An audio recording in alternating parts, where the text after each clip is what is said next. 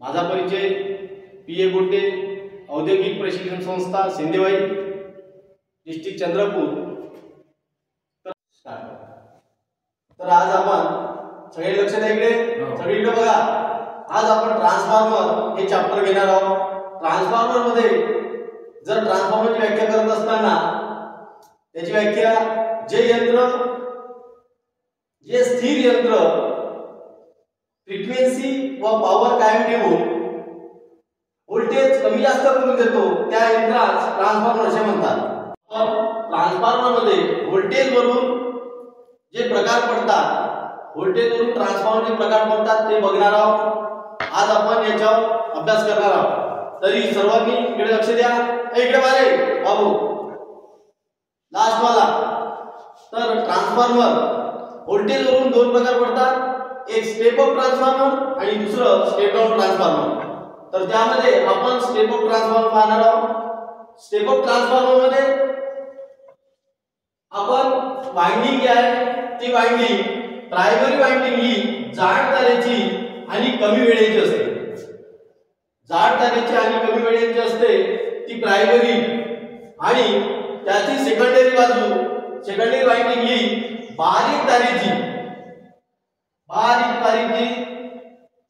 आणि जास्त वेळेची त्याची सेकंडरी असते। तर ट्रान्सफॉर्मर आपण स्टेप अप ट्रान्सफॉर्मर पाहत असताना हा ट्रान्सफॉर्मर सुद्धा कोर टाइप आणि सेल टाइप या दोन प्रकारचा असतो, परंतु याची वाइंडिंग ही प्रायमरी जाड तारेची असते आणि सेकंडरी बारीक तारेची आणि जास्त वेळेची असते। तर हे आपल्याला स्टेप अप व्होल्टेज वाढवून देतं।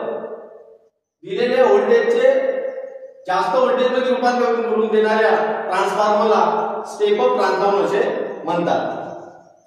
तर ट्रान्सफॉर्मर मध्ये आपण दुसरा जो ट्रान्सफॉर्मर पाहत आहोत तो आहे step down transformer. Step down transformer पाहत असताना याची रचना सुद्धा सेल टाइप आणि कोर टाइप अशी असते।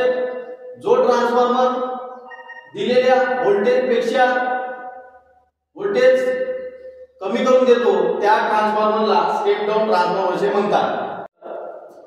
स्टेप डाउन ट्रान्सफॉर्मर याचा उपयोग व्होल्टेज कमी करून घेण्यासाठी या ट्रान्सफॉर्मरचा उपयोग करतात। तो खऱ्या अर्थानं जिथं व्होल्टेज आपल्याला कमी पाहिजे अशा ठिकाणी स्टेप डाउन ट्रान्सफॉर्मर वापरतात। स्टेप डाउन ट्रान्सफॉर्मर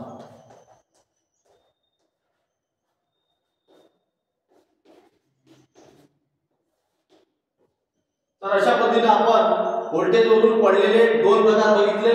पहिला प्रकार बघितला आपण एक स्टेप अप ट्रान्सफॉर्मर, जो आपल्याला दिलेल्या व्होल्टेजचे जास्त व्होल्टेज मध्ये रूपांतर करून देतो त्याला स्टेप अप ट्रान्सफॉर्मर असे म्हणतात। आणि दुसरा प्रकार आहे व्होल्टेज वरून पडलेला, तो आहे स्टेप डाउन ट्रान्सफॉर्मर। हा आपल्याला दिलेल्या व्होल्टेजचे कमी व्होल्टेज करून देतो आउटपुट मध्ये, त्याला स्टेप डाउन ट्रान्सफॉर्मर असे म्हणतात। याचा उपयोग जिथं व्होल्टेज कमी पाहिजे त्या ठिकाणी या स्टेप डाउन ट्रान्सफॉर्मरचा उपयोग केला जातो। सगळ्यांनी लक्ष द्या। आणि या ठिकाणी आपण दोन ट्रान्सफॉर्मरचे प्रकार शिकलो, एवढंच। ठीक आहे।